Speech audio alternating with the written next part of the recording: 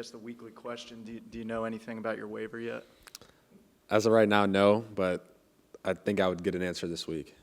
And following up on that, obviously your feelings don't matter about it to an extent if you get what I'm saying, but are you confident that you'll get that next year? Yeah, I've trusted in Jesus Christ that, the waiver is approved, so yeah, I have faith.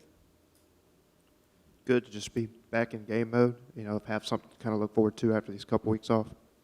Can you repeat that? Just happy to kind of be back in a game week mode, have something to kind of now look forward to after these couple weeks off.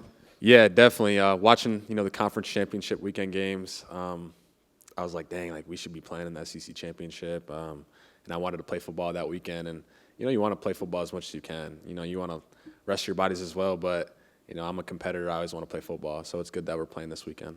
Having watched film of them since that game in week 4, how have you seen Tulane's defense evolve over this time? Yeah, Tulane, they were never a bad team. We just got the better hand of them. They didn't really play that well the first time around, and we played really good. And they're just a tough team, really physical on defense. Coach Summerall's a defensive coach, so I know the defense will be ready.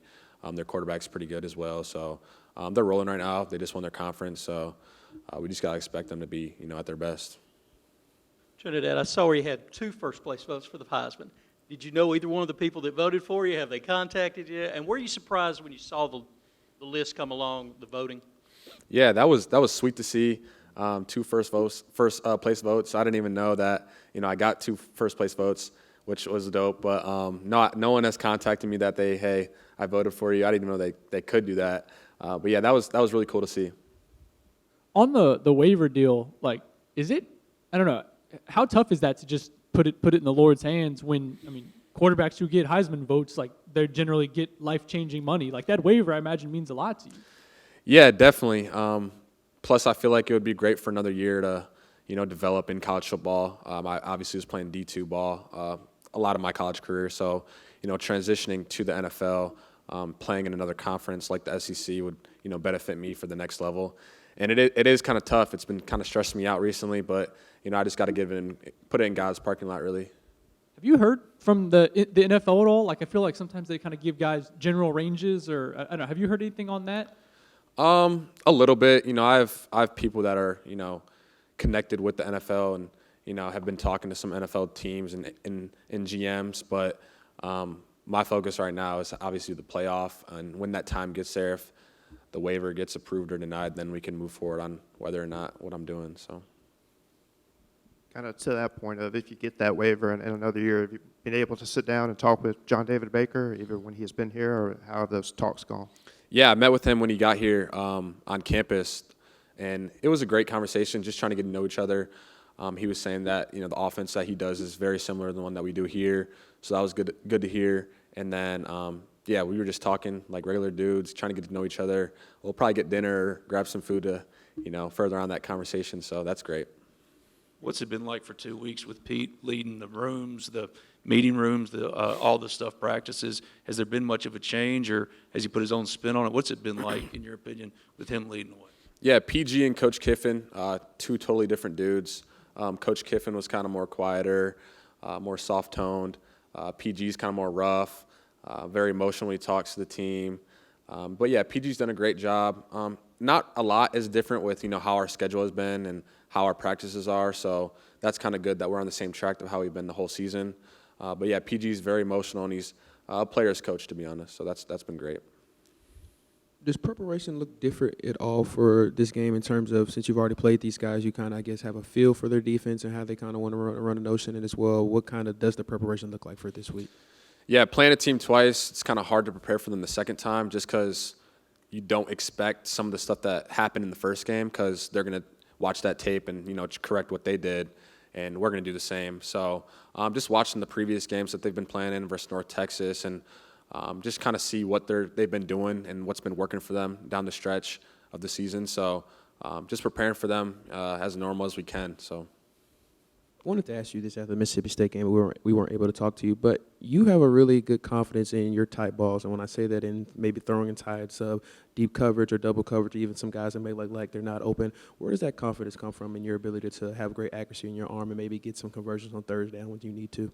Yeah, as a quarterback, I feel like you can't have any indecision on when you're throwing the ball. There's going to be tight coverage, there's going to be loose coverage, but whatever decision you do, you just got to go with it. Whether that's, tight coverage or not, back shoulder, or, got to slip it in cover 2 versus a whole shot.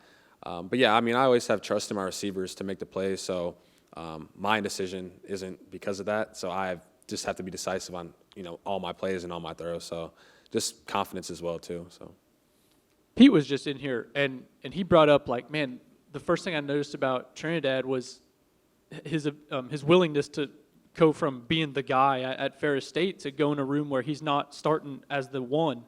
And I guess, none of this is possible if you weren't willing to do that. I was just curious, was that hard 4 or 5 months ago to actually decide, hey, I may go here to be a backup? yeah, it definitely was kind of different.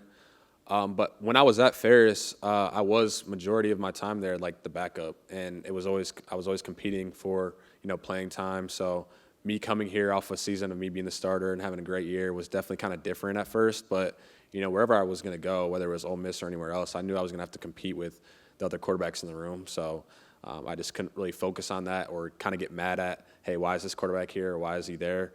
But just put my best foot forward and put myself in the best position possible to be successful and to just focus on myself. So it was a little hard at first, but just got to do your best. Trinidad, if you do get that waiver, would you anticipate, if it's college, being at Ole Miss, or would you have to consider everything because that's part of it? It's all year to year. So, what would be your considerations in that way? Yeah, no, definitely. You hit it right on the nail. I would have to consider like what the best situation is for me, what I feel most comfortable with, who I trust the most, and just get a feel for every possibility really. So there's a lot that goes into that. You talk about your faith a lot, and you pray with your mom before every game. That's gone kind of viral.